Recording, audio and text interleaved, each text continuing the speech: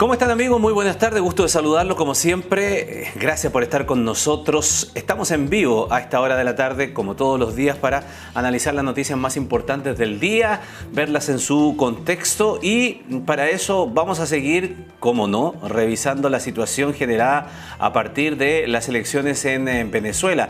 Hay toda una preocupación sobre las medidas también que ha anunciado el gobierno, eventualmente para enfrentar lo que podría ser una ola migratoria, con los efectos que tiene precisamente el proceso que se está viviendo en Venezuela.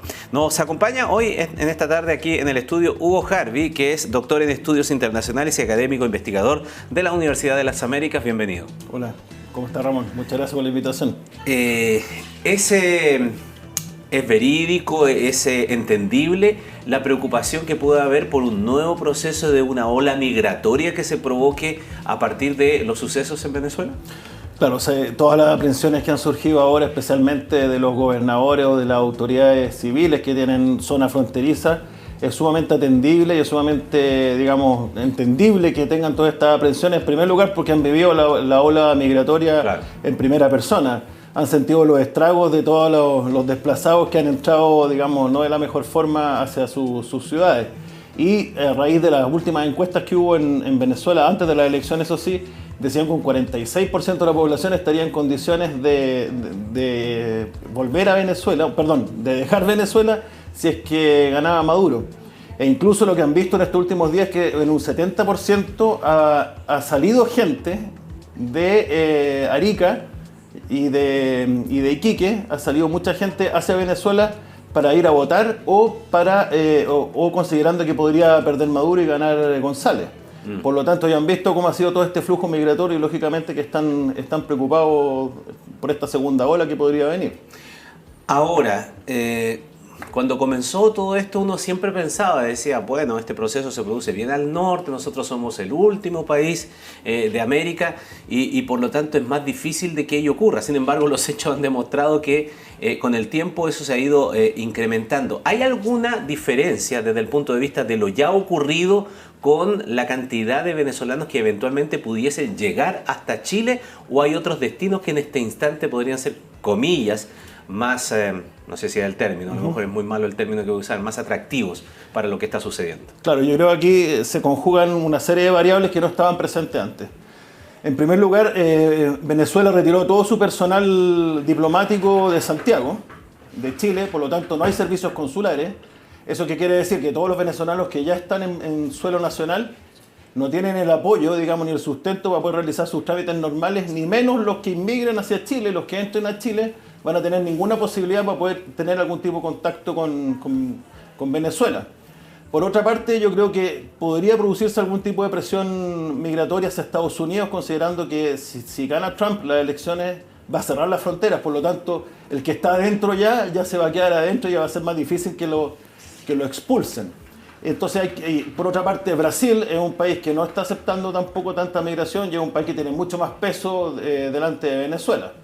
Entonces, pues eso no quiere decir que no venga un flujo migratorio hacia Chile, en primer lugar, porque ya hay venezolanos que están bien ubicados, hay venezolanos que encuentran que están en las condiciones propicias para poder desarrollar su vida. Por lo tanto, yo no descarto tampoco que venga una crisis migratoria, o sea, una presión migratoria hacia Chile, pero hay distintas otras variables que hay que poner en juego también. Claro, es muy atendible aquello, ¿no?, respecto de lo que sucede en esa materia, pero también por otro lado, hay muchos venezolanos que ya están, entre comillas, regularizando su situación por el tiempo que han estado aquí en nuestro país. Da cuenta de ello, por ejemplo, las habilitaciones que hay para poder votar respecto de procesos anteriores, lo que demuestra que ese padrón ha ido aumentando y por lo tanto tienen ciertos documentos que le permiten estar en nuestro país. ¿Eso posibilitaría eventualmente que pudiesen traer también a familiares que están en Venezuela y que a lo mejor en este instante estaban esperando un cambio de gobierno para ver qué hacían en el futuro?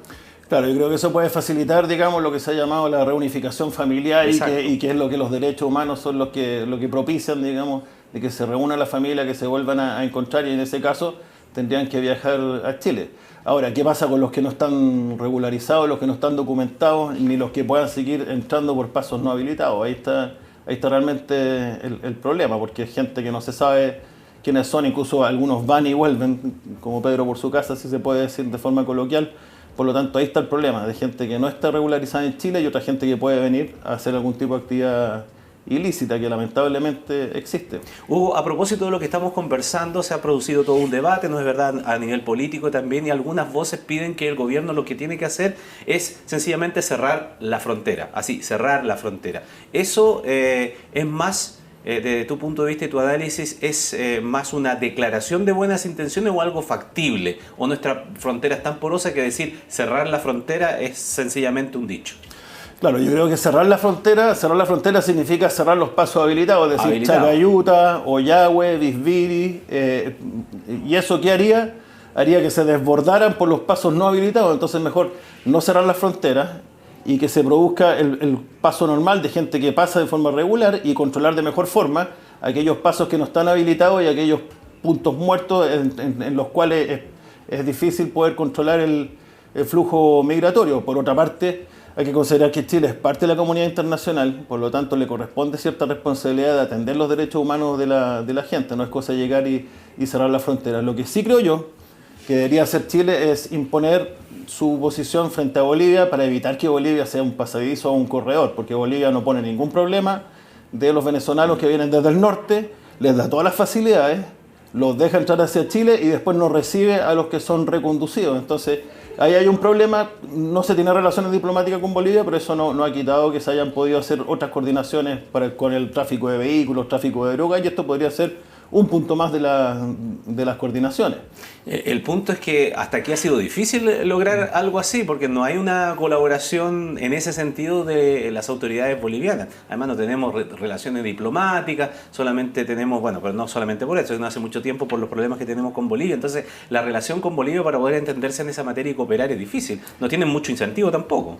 No, Bolivia no tiene ningún incentivo, pero tampoco tenía incentivo para tener el tráfico de vehículos que se robaban desde Iquique y se iban a traficar a suelo boliviano. Pero sí las autoridades chilenas tuvieron la posibilidad de poner algunas medidas de presión sobre la mesa y esas se pueden aumentar un poco más en lo que se llama el realismo político, sencillamente, de que Chile imponga su postura. En el día de hoy, como decía al principio, hemos asistido a nuevas medidas que ha anunciado el gobierno. El subsecretario Monsalve ha viajado a la frontera, ha hecho una serie de anuncios en el día de hoy y específicamente un mayor equipamiento, más vehículos, más drones, ha señalado cuestiones que comenzarían a llegar, a verse a partir del mes de agosto o de septiembre para comenzar a implementarse. En términos generales, globales, ¿son medidas que están en el sentido de lo que hay que hacer? Yo creo que sí son medidas que están en el sentido de lo que hay que hacer porque complementan todo lo que se está haciendo. Digamos, no está de más tener drones, no está de más tener cámaras térmicas, no está de más tener algún tipo de radar que pueda detectar movimiento en aquellas partes donde no es factible visualizar bien, pero hasta ahora esto ha funcionado medianamente bien. En 4 puntos distintos está lo que se llaman las unidades fundamentales de emergencia y catástrofe, que están armando un oficial de Estado Mayor de Ejército, eso significa que salió de la Academia de Guerra, con 130 hombres o mujeres que están controlando todo esto, están sumamente coordinados con Carabineros y la PDI, han recibido capacitación para atender a los niños, niñas y adolescentes, por lo tanto está funcionando bien, pero un refuerzo, obviamente, previendo una nueva ola migratoria, no vendría nada de mal. De pronto la gente dice, ya está perfecto, pero de todas maneras, porque algunos entienden esto como que mayor despliegue en la frontera significa no dejar entrar a nadie sencillamente, y ante esta imposibilidad de poder hacer estas reconducciones con Bolivia, al final es un control un poco más ordenado de quien entra, pero no es una detención necesariamente de las personas que entran, o estamos mal. No, es que todo depende de lo que se disponga. Digamos, si el gobierno dispone que se cierre la frontera, bueno, ahí se cerraría, no entra nadie más, pero ahí se desbordaría por los pasos no habilitados. Ahora lo que puede hacer es restringir de mejor forma o controlar de mejor forma con, por ejemplo, el propio gobierno regional de Arica y Parinacota compró un sistema de biométrico que es muy sofisticado y que se lo están peleando de varias partes.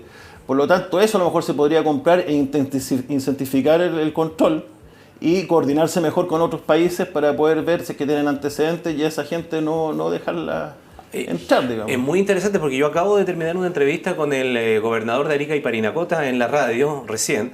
Y le preguntaba esto mismo, porque dentro de los anuncios está la instalación de otro equipamiento en la zona de Huara, pero el comunicado dice el traslado de cierta parte de ese equipamiento ya existente en otro lado. Entonces le pregunté al gobernador y el gobernador no me supo responder, dijo que no tenía mucha información al respecto y él esperaba que fuera equipamiento adicional y no sencillamente sacar de un lado cierto equipamiento para llevarlo a otro, sino que sumar más equipamiento como el que estábamos hablando. Claro, bueno, ahí habría un problema administrativo de competencia, porque se supone que esto fue comprado con fondos de la gobernación regional de Arica y Parinacota, y de todas maneras es un instrumento fiscal, pero el Estado de Chile podría comprar otro y no vestir un santo desvistiendo otro. Y lo otro que ya en Huara, digamos, ya está bastante más al sur, o sea, digamos, ya entró cosas, o sea, sería más para ver si hay tráfico de seres humanos, si hay tráfico de droga, pero no para detener el ingreso en ningún sentido. ¿Qué características tiene ese equipamiento? Es muy avanzado, según entiendo, ¿no? Sí, según lo que yo he podido apreciar, es avanzado porque tiene reconocimiento biométrico, reconocimiento de voz, reconocimiento de antecedentes, está conectado con distintas bases de datos, por lo tanto es algo que ha bajado también incluso el flujo migratorio en este último tiempo en Arica y Parinacota. ¿Y qué otras cosas adicionalmente se podrían hacer? Es difícil saberlo, pero o aventurarse a eso, pero yo creo que con el control que se está haciendo, pero creo yo que lo primero son las coordinaciones a nivel gubernamental, de poder tratar de imponer a Bolivia la voluntad de Chile de que no sea un pasadizo, poder coordinar de algún tipo de cosas. Hay elementos de presión desde el punto de vista, desde el lado de Chile, para poder lograr alguna suerte de cooperación con Bolivia, con Perú. Está fluyendo bien las cosas. El único problema es que entre Chacayuta y el Paso Santa Rosa, que tiene Perú antes de entrar a Tacna, ahí se está produciendo un cuello de botella donde hay mucha gente que está esperando, porque en Perú los controlan un poco mejor al ser reconducidos. Hugo, aquí uno esperaría que pudiese haber una coordinación también regional, una cooperación de los distintos gobiernos, pero la verdad es que uno está un poco optimista de aquello, porque no se ponen de acuerdo ni siquiera en cuestiones elementales. Ayer vimos el fracaso de la OEA para sacar sencillamente una declaración pidiéndole a Maduro mayores exigencias de transparentar los resultados, y desde ese punto de vista, si no se puede tener, por distintas razones políticas o ideológicas, una mirada en común en el tema migratorio, al menos se podría tener, para que al final golpea a todos los países ese problema, y uno entiende que si se coordinaran, los distintos países podrían enfrentarse de mejor manera. Claro, bueno, lo de ayer en la OEA fue un poco vergonzoso, porque ni siquiera era una resolución que fuera a castigar a Venezuela, porque esas resoluciones requieren de 2/3, en este caso era mayoría absoluta, faltó un voto para que se lograra eso. Entonces hubo países que se abstuvieron por afinidad ideológica, otros que se abstuvieron porque son parte del programa Petrocaribe, es decir, que reciben recibían petróleo de Venezuela en muy buenas condiciones. Por lo tanto, ahí se ve cómo fracasan en cierta forma los sistemas internacionales. Eso sí, derribó dos mitos. Uno, que no es un organismo democrático, porque ahí cada país es un voto, y podemos ver cómo Bahamas tiene el mismo voto que Chile o Estados Unidos, y que tampoco sigue los designios que le dicen los norteamericanos. Se comportó absolutamente independiente, no se logró hacer una declaración que le pidiera a Maduro presentar las actas de votación, pero sin lugar a dudas que la integración regional, que la coordinación entre los países es lo que más va a ayudar. Ahora, en relaciones internacionales, el país o tiene poder o tiene prestigio. Chile tiene prestigio. Aquí en la región los que tienen poder son México y Brasil, y son los países, creo yo, que están llamados a presionar más fuertemente a Venezuela a que solucione el problema que está presentando, porque Estados Unidos no es tan imparcial, sino que tiene otros intereses, por lo tanto, y genera animadversión en América Latina. Por lo tanto, yo creo que Brasil y México son los países claves para poder empezar a solucionar este problema. Ahora, en la tarde, muy recién, hace un par de horas, ha aparecido una especie de acuerdo de los presidentes de estas naciones para tomar un camino pareciera un poquito más agresivo. Incluso ha habido ahí un retweet que ha hecho el presidente Boric, también indicando una comunicación que tuvo con el presidente Petro, en el sentido de que estarían adoptando una posición también de solicitarle a Maduro mayores exigencias. ¿Visualiza algo que pueda ir cambiando a medida que va pasando el tiempo? La presión aumenta y los caminos de estos países que se han mantenido muy tibio respecto de esto, que ha tenido de interpretación, que han dicho no se pueden tirar totalmente en contra porque además tienen un canal abierto para poder conversar. Pero a medida que va pasando el tiempo, pareciera que solamente dilación. Claro. Bueno, aquí cuando uno estudia la historia y estudia los documentos desclasificados de todas estas crisis, uno podría imaginarse que en estos momentos Estados Unidos le dijo a Brasil que si quiere tener un rol de protagonista o un liderazgo a nivel mundial y regional, tiene que asumir este liderazgo. Yo creo que él convocó a Petro y a AMLO, y ellos en conjunto están intentando presionar a Maduro porque, como dije anteriormente, yo creo que son los únicos que pueden solucionar o empezar a solucionar este problema por el nivel de poder que tienen por sobre Venezuela, por el nivel de afinidad ideológica que también tienen, y pueden en cierta forma empezar a convencerlo y empezar a lo mejor a hacer algún tipo de negociación de alguna salida pactada. El problema es que el entramado estatal y los integrantes del régimen, digamos, son tantos que no todos van a poder tener algún tipo de regalía o algún tipo de, en cierta forma, amnistía en caso de que se acepte una derrota. Eso es lo difícil, una de las cosas más difíciles. Sin duda. Muy bien, Hugo Harvey, doctor en estudios internacionales y académico investigador de la Universidad de las Américas, nos ha acompañado esta tarde aquí para seguir analizando la grave crisis que está viviendo Venezuela y sus impactos que tienen también a nivel regional. Muchísimas gracias por la visita, que esté muy bien. Gracias, Román. Nosotros hacemos una pequeña pausa y volvemos de inmediato.